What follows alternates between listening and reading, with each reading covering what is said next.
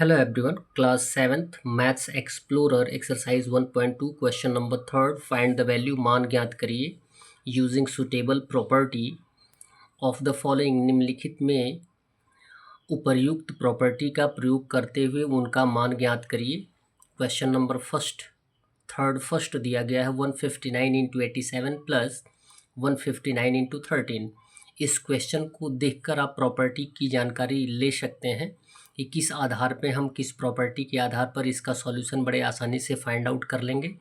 तो ये जो एक्सप्रेशन दिया गया है इसमें दो टर्म दिए गए हैं और दो टर्म में 59 इंटू 87 एक टर्म है और 159 इंटू 13 ये दूसरा टर्म है। इसके लिए आप प्रॉपर्टी की जानकारी ले सकते हैं। आप देख सकते हैं कि दोनों टर्म में 159 कॉमन है और कॉमन के तरीके से बीच में प्लस का सिंबल भी दिया गया है। तो इसको हम distributive property of multiplication over addition count कर सकते हैं और जिसका जो प्रॉपर्टी काउंट होती है ए इन ब्रैकेट बी प्लस सी, यानी ए जो कॉमन होता है उससे हम बी और सी दोनों में अलग अलग मल्टीप्लाई करते हैं। यहाँ पर भी 159 ए है, एक 159 को ए मान लेंगे, 87 को बी मान लेंगे और 13 को सी मान लेंगे।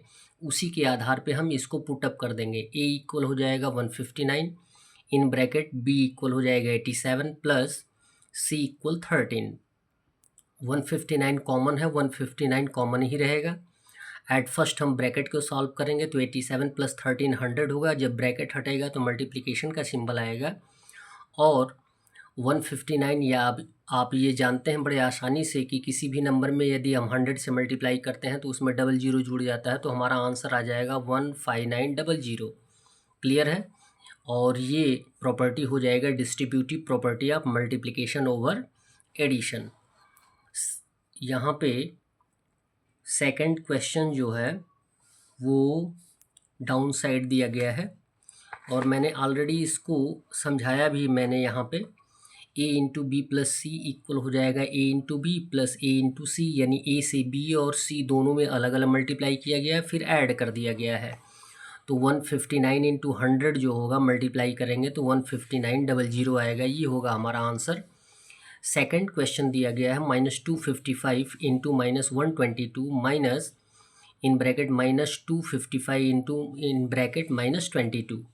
यहाँ पर भी आप देख सकते हैं कि -255 जो है दोनों टर्म्स में पाया गया है और जो कि कॉमन है और बीच में माइनस का सिंबल है।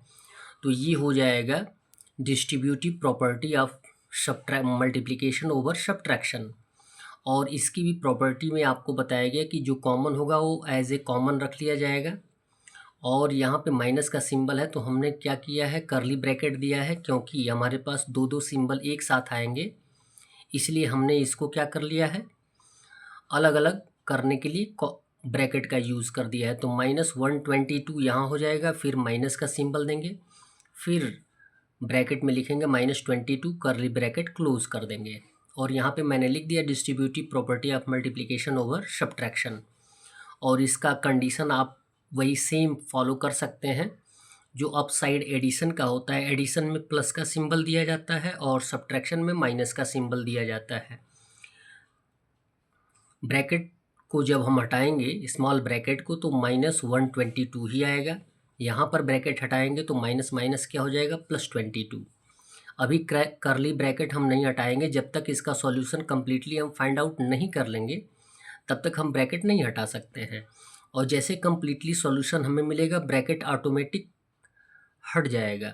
यहाँ पर देखेंगे -255 है तो -255 ही रहेगा और इंटू का सिंबल है, लिख भी सकते हैं और नहीं भी लिख सकते हैं। जब तक ब्रैकेट है तो आप इंटू का सिंबल दे भी सकते हैं और नहीं भी दे सकते हैं और यदि ब्रैकेट हटेगा तब आप इंटू का सिंबल देंगे। यहाँ पर देखेंगे -122 + 22 है, एक नेगेटिव एक पॉजिटिव है। तो बड़े वाले इंटीजर में से छोटे वाले इंटीजर को क्या कर देंगे, माइनस कर देंगे। तो 122 में से 22 माइनस करेंगे -100 आएगा।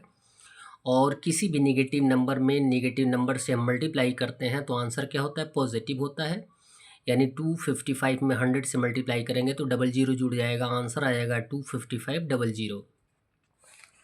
थर्ड क्वेश्चन दिया गया है सेम कंडीशन ये भी यहाँ भी वही फॉलो करना है।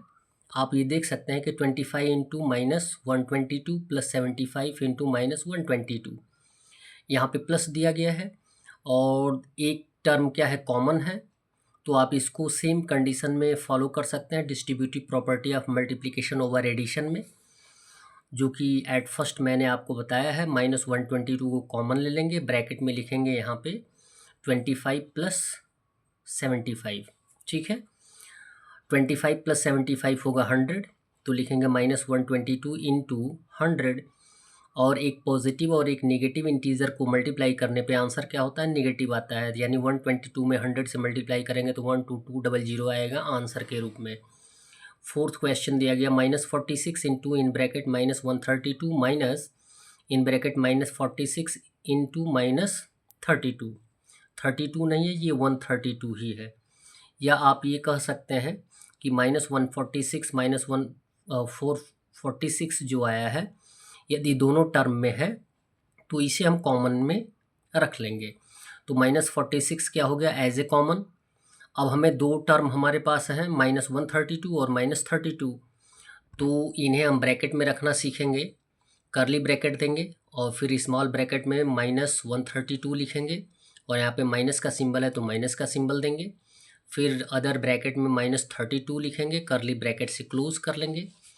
-46 का -46 इंटू करली ब्रैकेट अभी रहेगा, स्मॉल ब्रैकेट हटाएंगे तो -132, और यहाँ पे माइनस माइनस प्लस 32।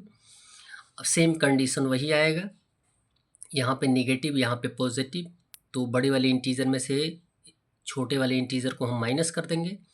132 माइनस 32 हो जाएगा 100, और यदि ग्रेटर इंटीजर नेगेटिव होगा तो आंसर भी क्या होगा, नेगेटिव होगा। ये दोनों इंटीजर क्या है, नेगेटिव है, मल्टीप्लाई करेंगे तो पॉजिटिव हो जाएगा। 4600 हमारा आंसर हो जाएगा। फिफ्थ क्वेश्चन दिया गया 95 इंटू 60 प्लस 95। अब इसमें थोड़ा सा आपको सोचना होता है। आप ये जानते हैं कि किसी भी नंबर में यदि हम 1 से मल्टीप्लाई करते हैं तो सेम इंटीजर आता है, ये तो आप जानते ही हैं। यहाँ पे दिया गया है ये अलग टर्म है, ये अलग टर्म है और ये अलग टर्म है।